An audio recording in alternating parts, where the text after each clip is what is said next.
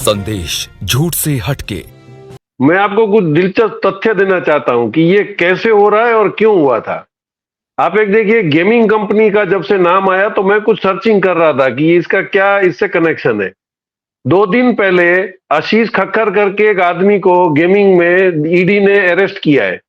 उसके घर में से उसके 7 जगह पे रेड करी हिंदुस्तान में, तो 5 करोड़ के सोने के बिस्किट निकले हैं और 75 लाख रुपया सिर्फ दिल्ली में उसके वहां कैश मिला है। और ये पूरी जगह में उसको पकड़ने के बाद कुछ ऑफिसरों से बात करी तो ये पैसा जो गेमिंग का, जैसे हिमांशु जी ने सही कहा कि वो बाहर का बंदा है, तो पैसे तो उसको अपने बाहर भेजने हैं। अब रिजर्व बैंक का नियम है कि आप गेमिंग का और लॉटरी का पैसा हिंदुस्तान के बाहर नहीं भेज सकते हो।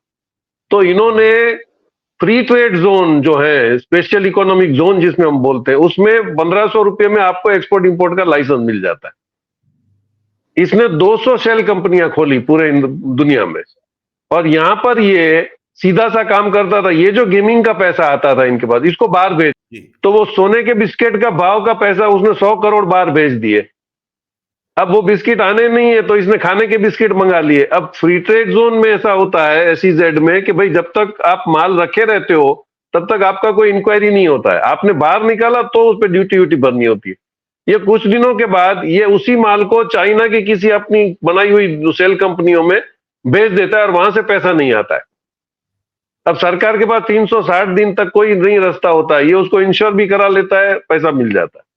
तो ये करके इन्होंने पैसे बाहर भेजे। अब इसमें देखने वाली बात यह है कि 2020 में अमेरिका की एक फर्म जो है, अकाउंटेबिलिटी ऑफिस बोलते हैं उसको, उसने वार्निंग दी थी कि इसको ये ट्रेड रिलेटेड मनी लॉन्ड्रिंग कहते हैं। उस पर पूरा एक रिपोर्ट सबमिट किया था कि आप इस पे ध्यान दीजिए, पूरी दुनिया में ये पैसा टेररिज्म के लिए चला जा रहा है। तो हमने तो कुछ करा ही नहीं। सबसे पहले जब 19 में इस पे रेड हुई तो इसने 190 करोड़ का बॉन्ड ले लिया। धीरे धीरे करके इस आदमी ने सबसे ज्यादा 1300 करोड़ के बॉन्ड दिए जब जब इसके पैसे बाहर गए हैं। और ये वो स्कैमर है जो आपको लॉटरी खिलवाता है, आपको झूठ बोल के पैसा ले लेता है, आपको फ्रॉड करके पैसा लेता है। ये काफी हिंदुस्तान में, ये हरियाणा, मध्य प्रदेश, उत्तर प्रदेश, सब जगह ये ऑपरेट करता था। और ये ऐसे फ्रॉड करके ये पैसे जमा करा रहा, सरकार के ध्यान में था वो। उसने पैसे बाहर भेज दिए, बाहर भेजने तक उसके 1300 करोड़ के बॉन्ड आ गए, हिसाब किताब पूरा हो गया। अब उस पर रेडें चालू हो गई है, अब उसका पूरा धंधा बंद हो जाएगा। तो दोनों पार्टियों में ये, मैं आपको फर्क बताता हूं कि पहले जो पार्टियां थी उसमें आप मन्नत रखते थे कि मेरा काम हो जाएगा तो मैं ये मन्नत पूरी कर दूंगा। ये पार्टी में पहले चढ़ावा चढ़ाना पड़ता है, पहले आप चढ़ावा चढ़ा दो, बाद में आपका काम होगा। तो ये सिस्टम में जो पैसे पहले चले गए और इनको काम आए, अब वो चढ़ावा हो गया, कार्यक्रम पूरा, तो अब आपके यहाँ रेडें होंगी।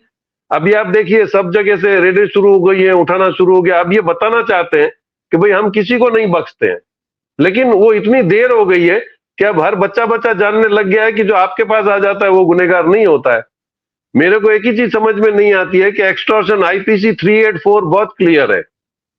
एक्सटॉर्शन में पुलिस ऑफिसर को विदाउट वारंट आपको अरेस्ट कर सकते हैं। तो ये जो बंदे हैं, एक आप इसी का केस दीजिए, अरोड़ा बंधु को मध्य प्रदेश में सोमन डिस्टिलरी वालों को उन्होंने 3 महीना जेल में रखा, उसके बाद उन्होंने 4 करोड़ का चंदा दिया, फिर वो छूट गए। तो ये बंदे इतना, अगर सुप्रीम कोर्ट का सपोर्ट अब उनको दिख रहा है तो ये एक्सटॉर्शन का केस क्यों नहीं करते उस अधिकारियों पे? झारखंड में हो गया ईडी के ऊपर केस। तो अब पब्लिक को जागरूक होना पड़ेगा। ये आप भरोसे पे रहो कि राहुल गांधी कुछ बोलेंगे फिर हमको सपोर्ट करेंगे, नहीं। ये दूसरी आजादी की लड़ाई है, हर एक बंदे को लड़नी पड़ेगी अगर उसको आजाद रहना है तो। हरि भाई।